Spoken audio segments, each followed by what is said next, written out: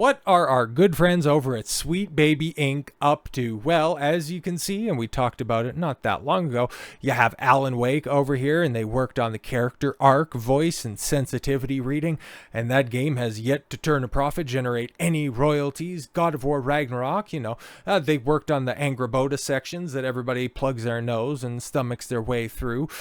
Battle Shapers, okay.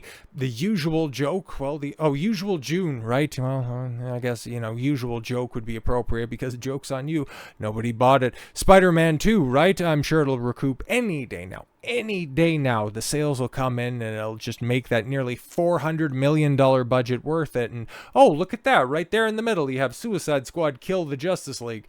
Or killed Warner Brothers gaming division. But as you can see, man, they are loud and proud and excited about all the new opportunities that they have at companies such as Xbox Game Studios, which has laid off how many thousands of people this year? Electronic Arts. Wow, remember when they were a juggernaut in the industry and weren't simply releasing one or two big games that were out there? Valve, Santa Monica Studios, we already talked about God of War. But the one I want to focus on right here, right quick, is Warner Brother Games. Warner Brothers has had a tough year. And is that going to turn around this year? Well, they announced that, the big hit of 2023, Hogwarts Legacy, a sequel is going to be in development, right?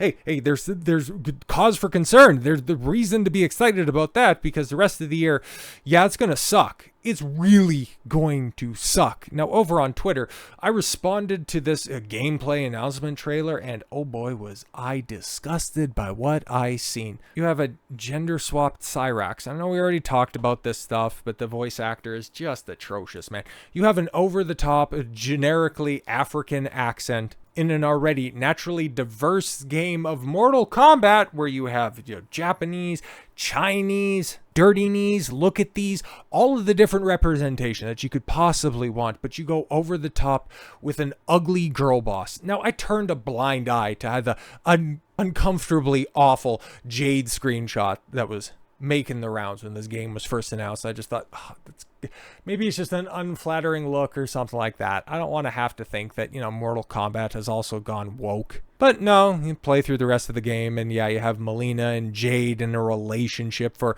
whatever goddamn reason. Melina, who is part Tarkatan, who originally, canonically, before all the stupid MK11 rewriting of timelines. Oh god, that story is so stupid. But yeah, she was supposed to be a clone of Kitana, made by Shao Kahn. But yeah, she got infused with Tarkatan DNA, hence why she has, the teeth and the mouth and the disposition. But now Tarkat is a disease that you can catch, which is an interesting concept if you want to run with that. But I guess it also makes you a lesbian when you are going to become the Empress of Outworld.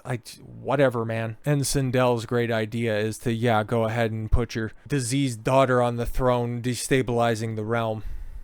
Nobody would dare challenge the weakened throne and when you're eventually gone. It's so goddamn stupid. That's just not even taken into account the other timeline stuff that props up at the end. But no. The Khaos Reigns DLC, it was going to fix and plug a lot of the holes and continue on with the story. And it looks just as stupid, mostly because Noob Saibot, that awesome design.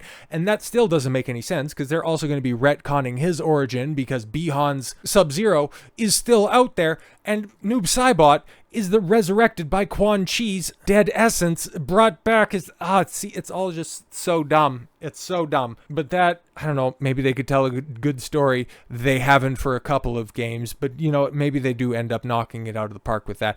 But what's the excuse for gender swapping Cyrax and Sektor, two of the most iconic characters in the game, and then also instead of them being cyber ninjas, instead of them being Lin Kuei that goes through the cyber ninja program, they give them Iron Man suits and catty personalities because he needed more female characters. Okay, cool. Bring in Shiva. Bro, she's been sitting on the sidelines for how long? Or I don't know. Take this weird thing like Devora. Did she even come back for one? I don't remember. That was a cool character. Or make a goddamn new character? How about that? You had the cringe combat kids from X that nobody liked, and just because you struck out there didn't mean that you could do something original. But no. You just want to leech your DEI infected policies onto franchise icons. You weren't bold enough to do it with Sub-Zero and Scorpion because you knew that people would be screeching, justifiably so. But you did that with probably your most recognizable second-tier characters. Because, yeah, up front, you got Liu Kang, Sub-Zero, Scorpion, maybe Katana and Melina, and then right under that, maybe Kano, Johnny Cage, Sonya Blade. Like, Sonya's not even in the game. She's only a cameo at this point. Like, oh my god, they do everything stupid in this game, and it pisses me off because Mortal Kombat's my fighting game. I love 9. It's one of those games that I dump so much time in. That's a good-ass story mode. That showed just how on it Ed Boon was, I guess at this point in time, over a decade ago. And yeah, just like several other creatives that are in the entertainment industry, totally fallen off. But here's the thing about Mortal Kombat 1. When it was announced less than a year ago, people were excited until they started to hear about the game. Until they started to play the game and realize that, ooh, this ain't good. Oh, this is really not good. And just circling back around to that gameplay and story trailer that I reacted to over on Twitter, oh god, does the gameplay look slow and clunky and pathetic, and you want me to stomach lazy gender swap? Go to hell. And yeah, players are revolting, if we're being completely honest, because it's not like Mortal Kombat 11, was this a landmark game, okay? 11 was derided, and at this point in its life cycle, MKX was getting far more love and attention over there. I wasn't even the biggest fan of X with their stupid, 3 different fighting systems. Like, bro, you learned the worst lessons from the PS2 versions, okay? Unbelievable. But yes, Mortal Kombat 1 gender swaps Cyrax and Sektor, as active Steam players are nearly identical to Mortal Kombat 11. That is a damning indictment if we have ever seen one. And yeah, probably the writing on the wall for this was when EVO came around this year, and for its first year of eligibility, couldn't even crack 1,000 participants, something like 700. Nobody's going to be playing it. It's going to be a one and done at EVO. Mortal Kombat, a one and done at EVO. That is crazy, man. Developer Netherrealm Studios had gender swap both Cyrax and Sektor in its upcoming Khaos Reigns DLC for Mortal Kombat 1. Yeah, that's you have the luxury of paying $50 for those characters. Stupid. Steam players, yeah, numbers for Mortal Kombat 11 are nearly identical to Mortal Kombat 1. That is just wow, man. As noted on the Mortal Kombat website, the Khaos Reigns DLC or expansion features reimagined stories and gameplay, not really, classic combatants, Noob Saibot, Cyrax, and Sektor, while also welcoming new faces to the Mortal Kombat universe. Hey, you remember Ghostface, Robert Patrick's T-1000, and Conan the Barbarian, where you've had, how many different Conans since Arnie was seeing his enemies driven before him and hearing the lamentations of the women? Like, whatever, man. In a post to YouTube on August 15th, the official Mortal Kombat channel revealed both Cyrax and Sektor had been gender swapped in the new timeline that the game introduces. And yeah, unfortunately, the trailer's gory and it's exceptionally cringe. Feel free to watch it at your own leisure. On an X post on August 16th, the official Mortal Kombat 1 account wrote, "Her unorthodox methods have earned her a watchful eye of the Lin Kuei." Cyrax joins Mortal Kombat 1 when Khaos Reigns launches, yes, September 24th. She's a free-thinking girl boss who don't need no man. The accompanying image provides new biographical details of the gender swap character. Cyrax was born into the Zaki, one of the Lin Kuei's many sub-clans. Yes, the generations, and maintained a quiet presence in the Niger Air Mountains. Yeah. Really, huh? As it stands ready to defend Earthrealm, the martial arts prodigy. Of course. She's the girl who's the key to everything. She's just so magical. Cyrax was the youngest Zaki ever to become an active Lin Kuei warrior. Of course, she's the most skilled. Of course. Her success has earned her an invitation to directly serve under Sektor. Cyrax sees the opportunity with her trademark vigor.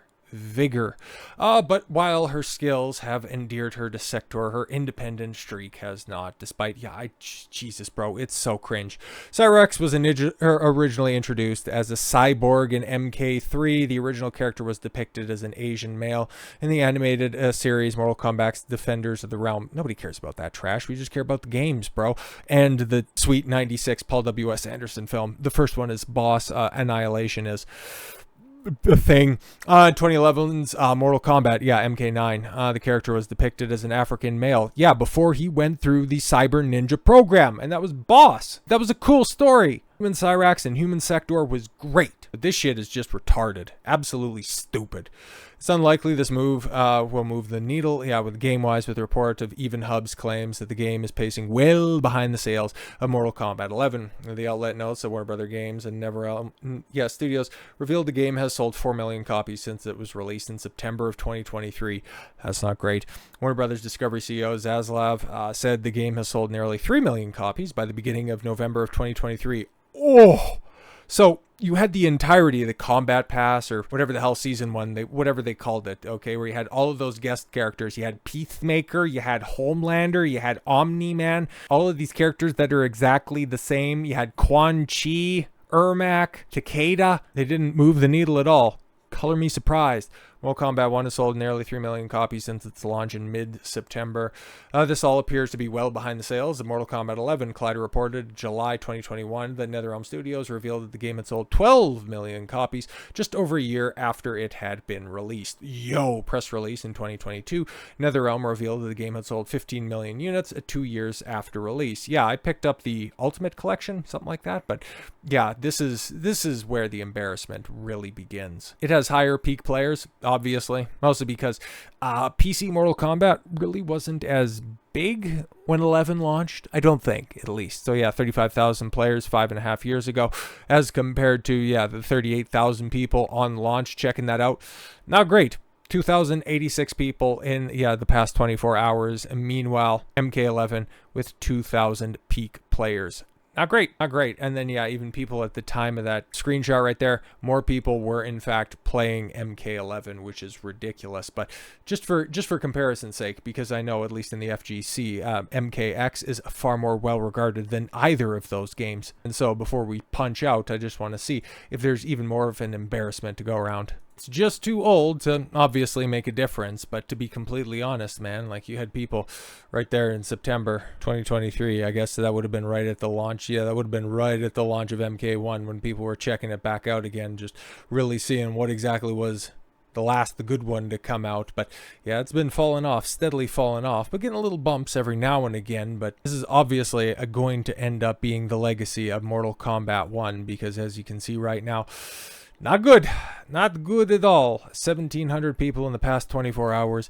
10,000 people playing. Or I'm sorry, 1,900 people playing right now. And then, of course, Mortal Kombat 11. Yeah, having just about the exact same amount of people. It's a tough time to be an MK fan. This is even darker. I would honestly corroborate this right now to the PS2 days, where I kind of liked some of those 3D games, but for as much as I liked Deception, there was still Deadly Alliance, and then Armageddon was just a big asset dump. So it was nice to have all of the characters in one place, but I would unironically take that as opposed to what the hell we're dealing with right now, because nothing about MK1 looks enticing from a longtime player, somebody whose original gaming memories involve MK and MK2. MK3 was a game that I rented the hell out of, but unless it goes on deep discount, if there's some MK1 complete pack that comes out when they're done overcharging everybody for pathetic pack-in B-grade characters, yeah, I'm gonna have to wait on that one. And that's kind of the tone and tenor of everybody else that's out there, because yeah, you can go ahead and repackage all of your old characters, but if you aren't being honest, if you aren't being faithful to them, well, you can just take a look at the numbers and realize that you get what you fucking deserve. So with all that said, thank you all very much for the gift of your time. I've been Don Consuelo, and I want you to follow your gut and get after it. Take care, everyone.